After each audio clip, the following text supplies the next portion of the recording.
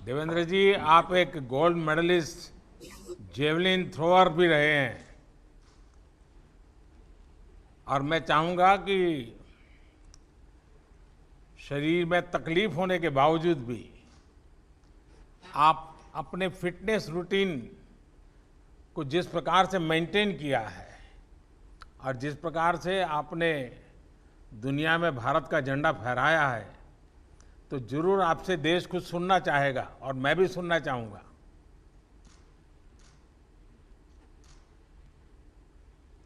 बिल्कुल। जब मेरी 9 साल की उम्र थी तो बिजली का करंट लगने से मुझे हाथ गंवाना पड़ा। और मुझे ऐसा लगा कि जब हॉस्पिटल से मैं निकल रहा था तो ऐसा लगा कि मैंने सब कुछ खो दिया मेरी लाइफ में। लेकिन जब मैं घर पे पहुंचा तो माताजी ने कहा कि जाइए बाहर खेलिए आप। तो मैंने कहा कैसे खेलूं, अब मेरे तो हाथ ही नहीं है। लेकिन माताजी ने कहा कुछ नहीं बिगड़ा आपका, आप बाहर निकलिए, खेलिए बच्चों के साथ, आप भी औरों जैसे ही हैं। तो मैंने उस दिन घर से बाहर निकल के सोचा कि मैं कमज़ोर नहीं कहलाऊंगा, मैं सबसे फिट बन के दिखाऊंगा। उसके बाद खेल की शुरुआत की और 2 बार गोल्ड मेडल लिया पैरालंपिक्स में, 2 बार वर्ल्ड रिकॉर्ड ब्रेक किया मैंने। लेकिन मेरा ये मानना है कि जो फिट इंडिया जो अभियान चला है 1 साल में, हमें बहुत खुशी है।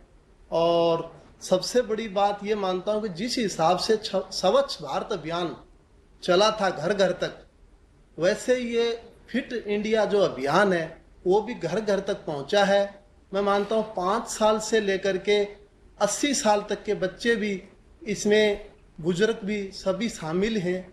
मेरी माताजी की एज 80 साल है, वो भी मॉर्निंग में टहलने जाती है कि मैं भी फिट बनूंगी। तो ये जो हमारा फिट इंडिया अभियान है बहुत ही बड़ा अभियान है ये, और हर व्यक्ति इससे जुड़ा है 1 साल में।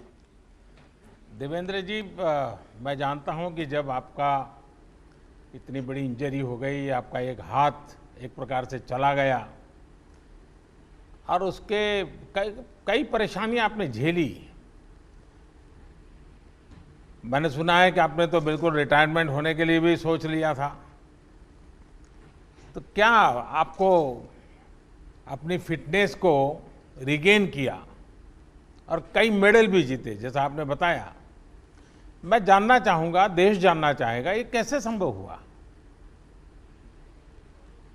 मेरा ये मानना है कि जिंदगी में कभी हार नहीं माननी चाहिए।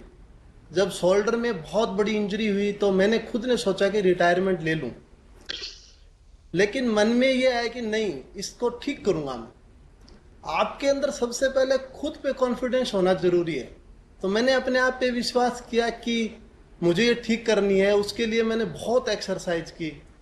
आज भी मुझे 1 घंटे सिर्फ हाथ की शोल्डर की जो इंजरी है उस पर 1 घंटे देना पड़ता है। वो अलग से टाइम निकाल रखा है मैंने। और मैं मानता हूं कि जिंदगी में कभी हार नहीं माननी किस चाहिए। प्रकार से शोल्डर की एक्सरसाइज कैसे करते हैं, थोड़ा दिखा दीजिए। मैं अलग अलग करता हूं, जैसे ये एक्सरसाइज करता हूं, ये एक्सरसाइज करता हूं, अलग अलग टाइप की नहीं, जो एक्सरसाइज। ये जिस जिस हाथ को इंजरी हुई है वहां क्या कर सकते हैं? वहाँ ये शोल्डर में इंजरी हुई थी, इसके लिए अलग अलग एक्सरसाइजें रहती हैं मेरी। शोल्डर से जैसे थेराबैंड वो आपका एक्सरसाइज, हाथ ऊपर ट्यूब। होता है? जो इंजर हाथ है वो ऊपर होता है? नहीं, ये भी हाथ ऊपर होता है मेरा। हाँ। हम्म। हाँ, बताइए। तो इसके लिए मैं अलग अलग एक्सरसाइज करता हूँ। जैसे किसी टाइम में थेराबैंड तो मेरे पास नहीं थी, लेकिन मैं ट्यूब से भी एक्सरसाइज करता था। साइकिल ट्यूब लेके आते थे, हम खरीद के लेके आते थे, उससे एक्सरसाइज करते थे, क्योंकि उस टाइम में मेरे पास संसाधन बहुत कम थे। चलिए देवेंद्र जी, आपने तो एक बड़ा प्रेरक काम किया है और लोगों का हौसला भी बुलंद किया। और जब आपने बताया कि आपकी माताजी आज 80 साल की उम्र में भी टहलने जाती हैं, ये अपने आप में माँ के आशीर्वाद आप पर भी बने हैं। मेरी आपको बहुत शुभकामनाएं। आइए हम अब जम्मू कश्मीर चलते हैं, बेटी अफसान से बात करेंगे। अफसान ने वैसे, हेलो। अफसान, आपने तो फुटबॉल में कमाल करके दिखाया है और फुटबॉल के फैंस ज़्यादातर कहते हैं band it like a Beckham, लेकिन मुझे भरोसा है कि अब वो कहेंगे S it like a Afsan. Thank you so much sir, thank you so much. मुझे यहाँ पे अपनी बात कहने का मौका दिया, मुझे इतने बड़े प्लेटफॉर्म पे लेकर आए आप। मुझे बहुत ही खुशी होती है कि मैं अपने जम्मू एंड कश्मीर स्टेट को रिप्रेजेंट करती हूँ, बिकॉज मैं अभी बेसिकली जम्मू कश्मीर से हूँ, बट मैं मुंबई के पीफा क्लब में खेलती हूँ एज अ गोलकीपर।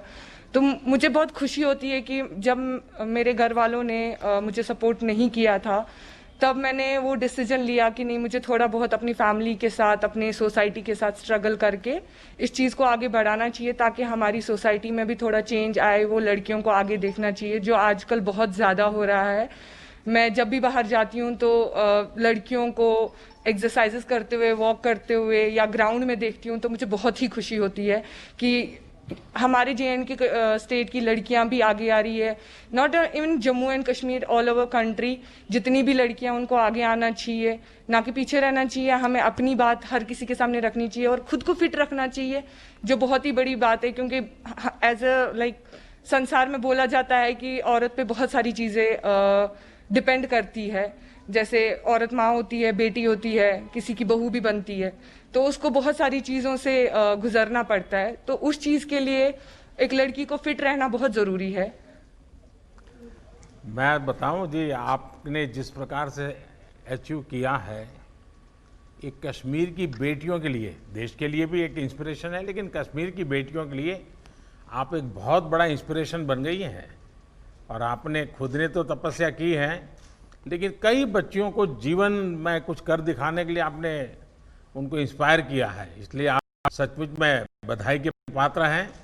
और मुझे विश्वास है कि आपको फॉलो करके देश भर में लड़कियां जरूर आगे आएंगी और आगे तक जाएगी। लेकिन आप तो गोलकीपर के रूप में भी काम करती हैं। जी सर, मैं एज अ गोलकीपर मेरा पोजीशन है। तो फिर तो आपको सिर्फ फिजिकल नहीं, थोड़ा मेंटल मुझे अलर्टनेस भी करना पड़ता होगा। फिजिकल और मेंटल और फ्लेक्सिबिलिटी पे ज़्यादा ध्यान देना पड़ता है, क्योंकि एज ए कीपर मुझे बहुत सारे जंप्स, डाइव्स वगैरह करने पड़ते हैं। तो मुझे उस चीज़ के लिए खुद को बहुत ज़्यादा फिट रखना, अपने बॉडी वेट को मेंटेन करना पड़ता है, ज़्यादा ना हो कम ना हो, ताकि मैं जब भी हम गोल पोस्ट पे खड़े होते हैं तो कीपर एक ऐसा इंसान होता है जो पूरा मैच देख रहा होता है, हर एक प्लेयर पे उसकी नज़र रहती है। तो कीपर पे आई गेस मुझे लगता है 60% गेम डिपेंड रहता है, वो पूरा अपनी टीम को चलाता है। तो कीपर का फिजिकली फिट रहना ज़रूरी नहीं, मेंटली फिट रहना भी बहुत ज़रूरी है। आप इसके लिए जो करती हैं कुछ बताओगी, ताकि हमारे देश के नौजवानों को आपका रूटीन कैसे होता है, कैसे करती हैं आप, थोड़ा सा उनको गाइड करिए। मैं मोस्टली मॉर्निंग सुबह 5:30 ग्राउंड जाती हूँ, ग्राउंड पे अपना वर्कआउट स्टार्ट करती हूँ। मॉर्निंग में 5:30 उठ के पहले मेडिटेशन करती हूँ, ताकि अपना माइंड कूल एंड काम रख सकूँ। मैं जो हमारे MS धोनी है, कैप्टन है इंडियन टीम के, एक्स कैप्टन रह चुके हैं, तो मैंने उनसे बहुत ही कामली करते, जो कामनेस है खुद में लाना बहुत अच्छा लगता है।